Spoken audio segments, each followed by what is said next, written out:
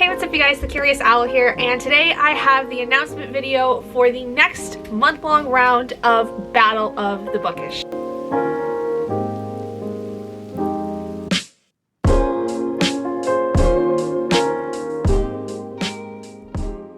So yes, it's been a minute since I've come out with a video at all, and the next video I come out with is an announcement video for something that I don't really do any vlogs for. But this is mostly for my friends that are interested in Battle of the Bookish and want to know what the prompts and stuff are, so here we go. So this round is going to be focused on TV shows. We had that for a week-long readathon we did back in October, and it seemed to have gone over really well, so we are taking that into this next month-long readathon.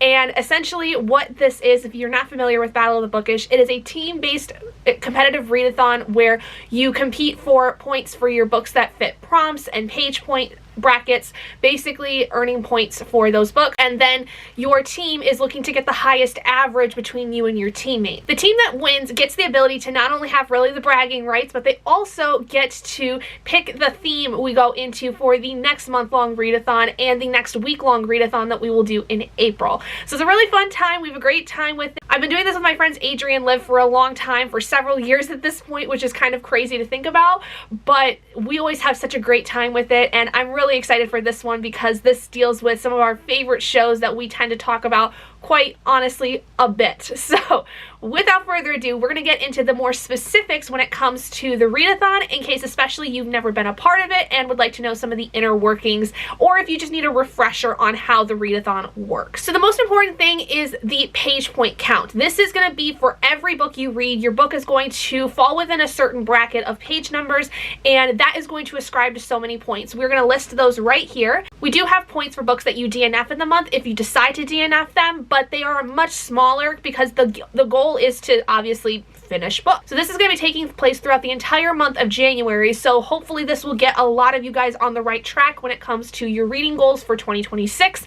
So the hope is that you will be finishing books as opposed to DNFing a ton. But DNFs do still count as reading because obviously we're going to come across a lot of books that maybe we don't like, so you do get a small little point value for those books you DNF for the page point aspect. In addition to that, if for any reason you end up starting a book just before the month-long readathon starts, as long as you have less than 25% of the book read by the time January 1st hits, it will count for the full amount of page points. You won't have to worry about that, but you have to basically let us know that you started something before the month did and where you're at. Like, you basically have to be accountable for that.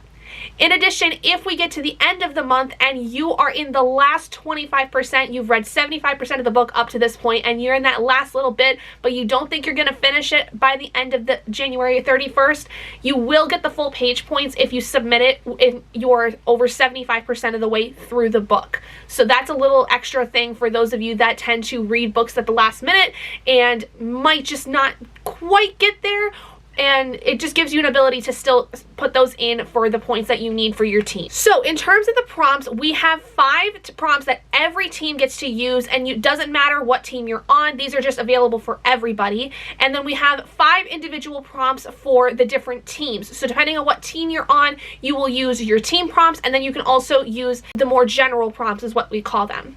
The general prompts are the same round to round. We don't really change them out unless we absolutely need to. And the first one is to just read a book. Just read a book in general. Doesn't matter what it's for, doesn't matter what it is involving. It's just a standard read a book prompt. The second is to reread a book if you choose to. So for instance, if you have like a cozy favorite that you like to read at the beginning of the year or in the winter time, this is a great time to do that, and you can use that prompt for it. Next is to read an LGBTQ plus book. We try to involve as much as we can in terms of diverse reading, and so this is kind of a prompt to give you that push to read something more diversely. Next is to read a TBR veteran. This is a book that's been on your TBR for probably at least over a year is our rule of thumb. Something that's been on your shelf or has been in your mind that you want to read for a long time. Next is to read a book with pictures. Now this can be something like a children's book. This can be a graphic novel or a comic book, or if it's a mixed media book and has pictures within it, that also counts. Just something that involves pictures at some point in the story. Those are all the general prompts. Now now we're going to get into the individual teams, their perks, and their prompts. So the first team we have is Team Gilmore Girls, which I have never actually watched myself, which is kind of odd considering how much of a big reader I am and how much I think I would really connect with the main character, Rory, but I've never watched Gilmore Girls. But I know that it is one of Adri's favorite TV shows, so if you love Gilmore Girls, you can join this team. Now, each team has a particular skill that is ascribed to them that they get to use twice throughout the month, once before the 15th of the month, and the second between the 15th of the month and the end of the month.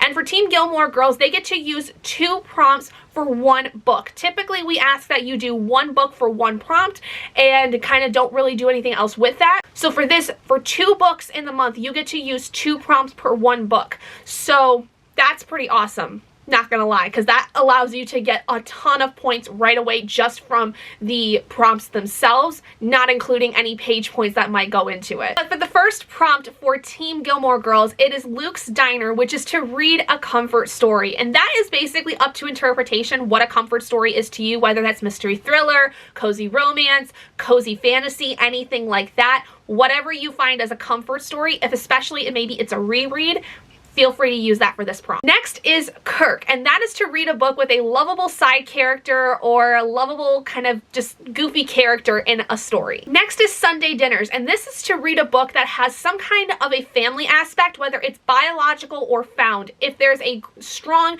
biological family within the story, that's great, but a lot of times we have books that talk about found families, which are just as important as biological families, so either of those will count for this. Next is Yale, and that is to read a book that has an academic or school-based setting. And then finally for Team Gilmore Girls, we have A Year in the Life, which is to read a sequel in some series. Now that doesn't have to necessarily be direct sequel, it can be like the sequel to a standalone series. For a lot of romance readers, that tends to be a pretty popular thing where they're reading like a sequel in terms of an overall romance standalone series, anything like that, as long as it's like basically 2 or after in that series, if that makes sense. Next, we have Team New Girl. So for Team New Girl, their skill is to basically allow a book to fit a prompt it normally wouldn't, because New Girl is basically a show, from what I understand, again, I've never watched this show, but it's about a group of people who all kind of seem to just somehow weirdly mesh together, even though they probably in normal life would not really ever do that. So this is a skill where basically for 2 books in the course of the month, before the 15th of the month and after the 15th and before the end of the month, you would be able to have a book fit a prompt it doesn't normally fit and justify it however you want. For the first team prompt for Team New Girl, we have Jess and Nick, which is to read a book that has a grumpy sunshine, romance, or friendship. Just has to have that kind of grumpy sunshine dynamic in some aspect in the book. Next is the prompt True American, which, if I'm not mistaken, from the very limited knowledge I have of this, it is a game that is involved in New Girl. This is to read a book with a complex story. Now this may be for my fantasy people or my sci-fi people, or, you know, maybe it's a really complex thriller or mystery. Who knows? As long as the story seems complex to you, that's what's most important. Next is CC, and this is to read a book with a strong female character. Next is The Apartment. Now this one's going to be a little interesting for some folks. This is going to be where you're going to have the location that is based in the story be just as important as the characters. The location almost has to be in some ways its own character. So this is going to get a little tricky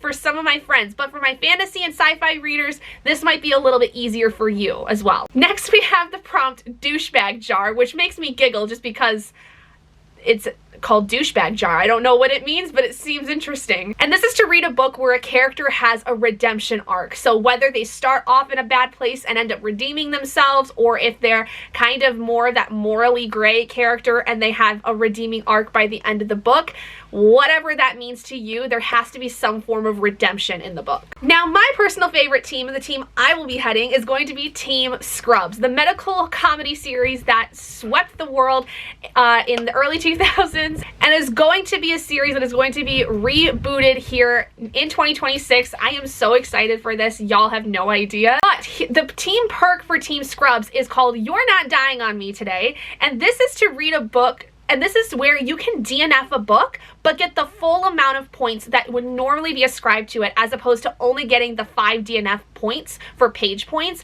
You can get the full amount of page points and a prompt point if you decide to use your team perk at those 2 points in the month that we've been talking about. So the team prompts for Team Scrubs are as follows. The first one is called a best friend for life. Like JD and Turk are best friends for life, that's one of my favorite friendship dynamics that there is in the entirety of TV history. Just gonna say. This is to have a book picked by another person. It can be your best friend, it can be your partner, it can be your parent, it can be a sibling. It just has to be somebody else, not you. The next prompt is high stakes but some fun along the way, because while this is a medical drama of sorts, Scrubs is also a good, goofy, funny time. So this is to read a book that is both fun and intense. So it can be really fun to read, but there's some intense moments along the way as well. Next is the prompt, a grumpy mentor. And this is to read a book that has a mentor slash mentee dynamic to it, different from the Grumpy Sunshine one.